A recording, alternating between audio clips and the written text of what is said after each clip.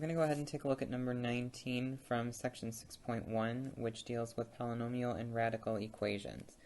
19 is written as follows: x minus 13x raised to the 1/2 plus 12 is equal to 0.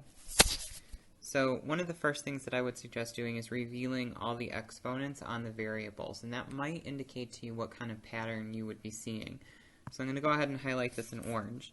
So with our first term, our x term, we want to note that we don't see an exponent, but there actually is one there. If you don't see an exponent for a number, then it means that it has an exponent of 1. So that being said, go ahead and analyze what you're noticing between the exponents for those first two terms. One has an exponent of 1, and one has an exponent of 1/2. Okay, so now take it back to what you're probably more comfortable with, which is a quadratic equation. So usually they have the form ax squared plus bx plus c is equal to 0, where a, b, and c are the coefficient values and therefore real numbers. So again, notice the relationship between these two values. The first term has an exponent of 2. The second term has an exponent of 1. Do you notice that the middle exponent is half of the exponential value on the first term? So if you see that relationship, if you see that the middle term has an exponent that is half of the exponent of the leading term, then you can treat this like a quadratic equation. So perhaps we can factor this, so we should see if we can do that. So how can you evenly break an x to the first power? So the middle term would actually give you a clue that you can break that x to the first into an x to the 1/2 and an x to the 1/2. So now we can move our attention over to the last term, or our constant term, and we want to note the signs that we're seeing here. Okay, this sign between the first and second term is a subtraction sign, and the sign between the second and third term is an addition sign. That will indicate to you that you will have both subtraction signs existing in your factors.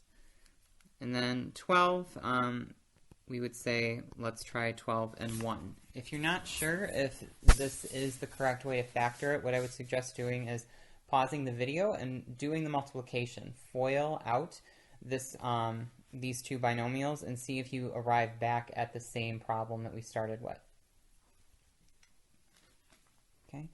Now that you've checked that, we can go ahead and go a little bit further and say, if this number, this x raised to the 1/2 minus 12, times this other number, which is x to the 1/2 minus 1, equals 0, what can we conclude about each number? What are they possibly equal to?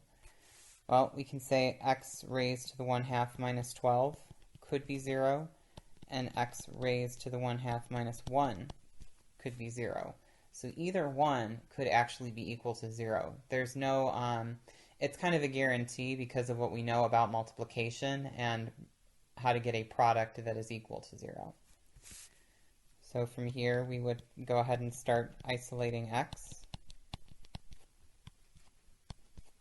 So we have x raised to the 1/2 could equal 12, or x to the 1/2 could be equal to 1.